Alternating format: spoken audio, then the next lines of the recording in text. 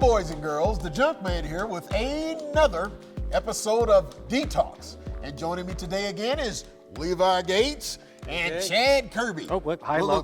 There you go. We got it. We finally messed this up. You know? Yeah, we should. I'm getting old. It was bound to happen. Yeah.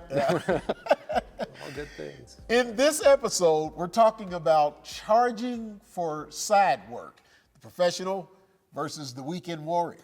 Now, I'll go ahead and take this one first. As a weekend warrior, for me, this is actually side work, and emphasis on the word work.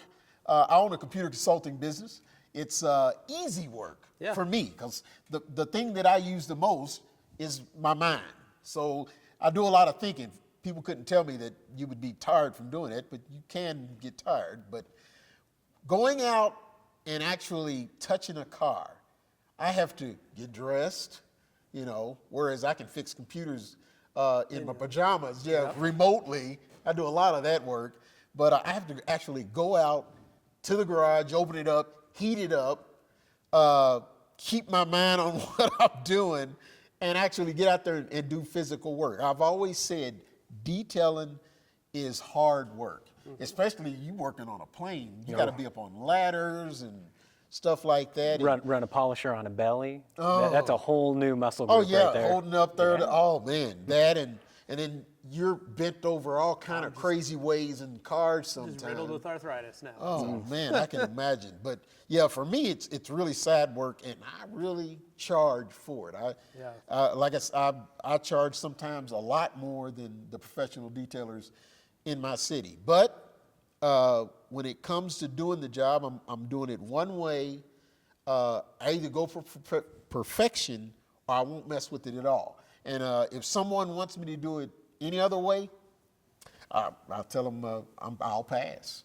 So that's the way I handle side work. Now, yourself? They've got the old adage, the cobbler's kids have no shoes. So that means that, I have to work a little extra harder to try and keep my own cars clean after spending a week cleaning other people's cars. Wait, you still clean your cars? I do. I quit doing it. It's something I really try for. You know, it's funny you say that because I have one that never, soap does not see that thing. Mother Nature washes it, and that is it. I could care less what it looks like. I've always had cars where I've made it impossible to clean. And now I buy cars that are easy to clean.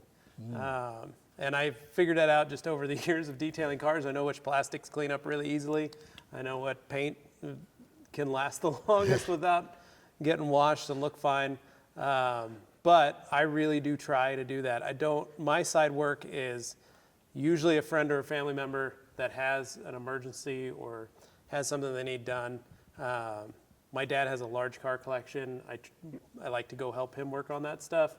That's kind of side work for me. But I try and I've got little ones, and I try and make it as easy as I can where I can bring my kids, they can play with grandpa, and I end up washing his cars for him when I was hoping we could all wash them together. But that's me, and like I said, I try not to do it. I try to take my weekends. I try to spend time with my wife and kids because there's just not that many hours in the day. And it's hard to find more time to do detailing cars. Jack? Well, Apex Detailing was built off a side business. Originally was aircraft maintainer, and that's how it developed.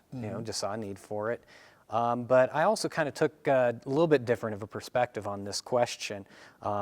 Maybe for a full-time or even fixed operation detailer, we'll look at other things like what else has a painted surface or a surface that we can utilize a polisher on, and how we can market that to people. I've done things like polished out hard water from showers. I've polished gas pumps, vintage gas pumps.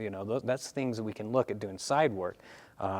As far as side work of detailing, I guess the best I can get close to that is as a mobile detailer. Every once in a while I have customers drop a car off at my house, and I'm like, well, this will just be a side project for me, and I'll work on it as I have a little bit of spare time. And they're like, hey, that's cool. So that works out all right. Yeah. Well, there you go. A little bit charging, or I should say detailing on the side. Now, for those of you thinking about starting a business, that is more along the line of the way I would go about starting the business. You do that side job and you build that business off that side work, and then the next thing you know, 2 years down the line, 3 years down the line, you could mess around and have your own shop. You're definitely your own customer base, and be able to make that side work into your main job. And it ain't nothing like working for yourself. Let me tell you, I did 20 years with corporate America before I was able to say, you know, I'm done here. That was one of the, man, I love that day. I remember that day. I left Motorola to go start my own business, and that was a pretty fun day. Good. So that concludes another episode of DETALKS, boys and girls. Be sure and hit the subscribe button below. And if you have any questions or comments, please leave them in the questions and comments section, or Email me at levi@theragcompany.com. there you go. This is the Junkman along with Levi and Chad, shining out.